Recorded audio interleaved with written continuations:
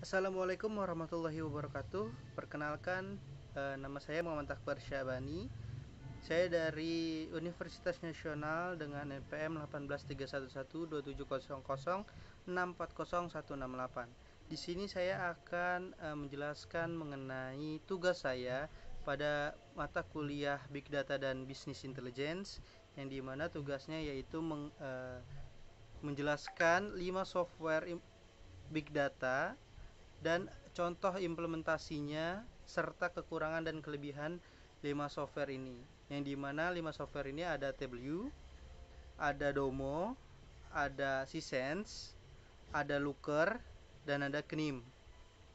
Saya akan menjelaskan satu persatu software tersebut dan kelebihannya dan kekurangannya masing-masing. Dari TableView dulu ya. Yang pertama ada TableView, adalah sebuah alat visualisasi data yang kuat dan paling cepat berkembang yang digunakan dalam industri intelijen bisnis. Nah, TableView ini membantu menyederhanakan data mentah ke dalam format yang sangat mudah dimengerti. Analisis ini bisa sangat cepat dan TableView ini dibuat dalam bentuk dashboard dan worksheet. Nah, hal yang baik atau kelebihannya dari pelanggan lunak TableView ini adalah TableView ini tidak memerlukan keterampilan teknis atau jenis pemrograman apapun dalam untuk mengoperasikannya. Jadi alat ini atau software ini mengumpulkan minat-minat di antara orang-orang dari semua sektor seperti bisnis, peneliti, dan berbagai industri manapun. Nah, untuk pengimplementasiannya, saya ambil jurnal blog blog pribadi yang bernama Edi Susanto.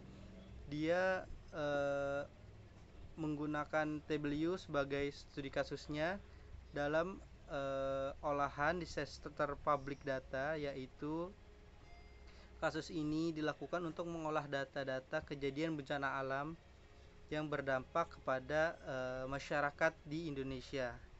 Jurnal ini saya sudah sediakan di dalam PDF saya, nanti saya akan upload di YouTube.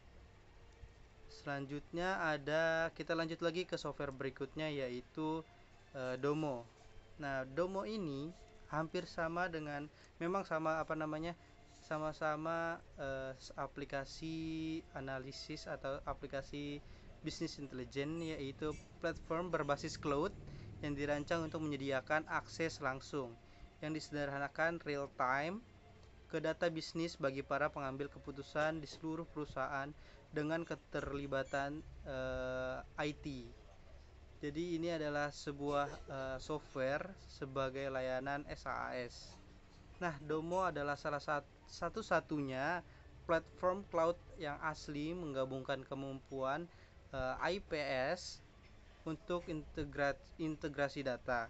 Nah, visualisasi untuk Domo ini memiliki wawasan real time dan prediktif, dan landasan untuk membangun aplikasinya dapat diatur sendiri oleh ownernya atau yang menggunakan software Domo ini. Nah, ada contoh pengimplementasian dari ada contoh pengimplementasiannya, yaitu ada dari studi kasus pada customernya sendiri dari perusahaan kesehatan, yaitu dokter konsulta yang berasal dari Brasil. Jadi dokter konsulta ini adalah sebuah perusahaan kesehatan yang menggunakan Domo untuk meningkatkan aksesibilitas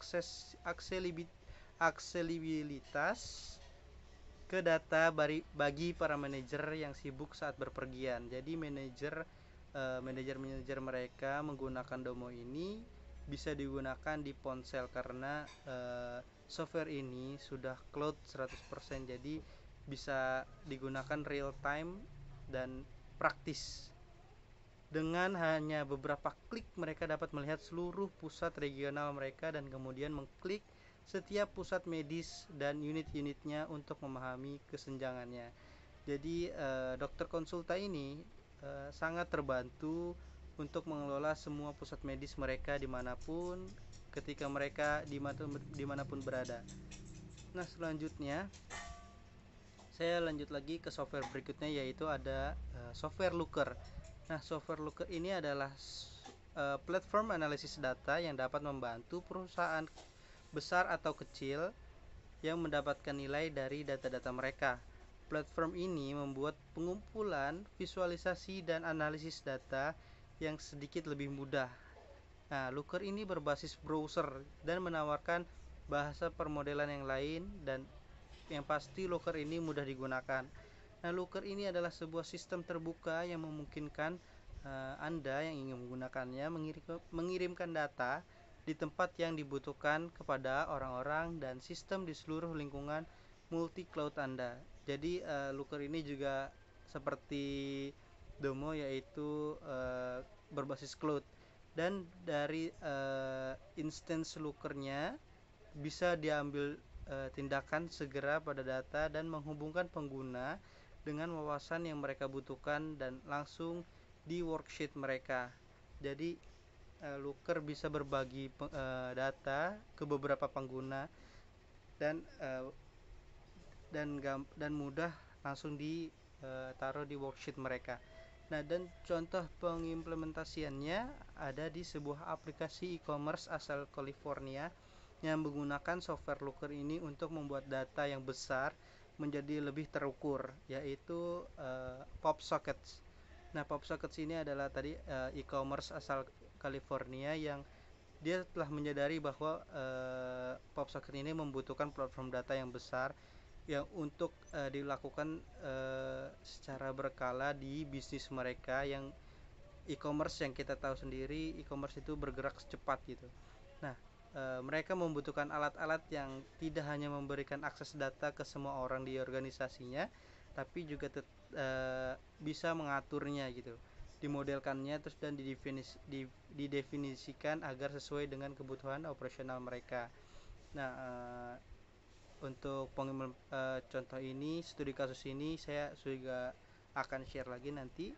Kita lanjut lagi ke software berikutnya, yaitu Sisense. Nah, Sisense ini adalah sebuah solusi cerdas pada bisnis intelligence yang menyediakan alat-alat canggih untuk mengelola dan mendukung data bisnis dengan analitik, visual, dan laporan. Nah, Sisense ini memungkinkan perusahaan untuk menganalisis kumpulan data yang besar dan berbeda dan menghasilkan tren bisnis yang relevan untuk mereka. Nah, Sisense ini memungkinkan bisnis untuk menggabungkan data dari banyak sumber yang berbeda dan dapat dikelompokkan ke dalam satu basis data. Setelah selesai, solusi itu sendiri mengatur ulang data ke dalam format standar yang ditentukan pengguna, kemudian dapat melakukan pengirisan dan penarikan set yang lengkap menggunakan beberapa filter dan alat-alat feature-feature dari Sisense ini. Dan contoh pengimplementasiannya yaitu ada di perusahaan Skullcandy, yaitu Skullcandy ini adalah sebuah perusahaan elektrik, yaitu yang seperti aksesorisnya seperti earbuds atau headset dan lain sebagainya. Nah, Skullcandy ini menggunakan Sisense sebagai satu-satunya solusi bisnis intelijen mereka dan terus-menerus mengumpulkan wawasan-wawasan yang segar. Brand ini sebagai pendirinya mengatakan bahwa Sisense ini mudah digunakan dan mudah untuk menambahkan data-data baru dan variasi-variasi data baru. Nah, brand ini sebagai pendiri Skullcandy juga mencatat betapa mudahnya otomatisasi laporan dan persiapan data, berkurangnya keterlibatan TI dalam menggunakan Sisense ini,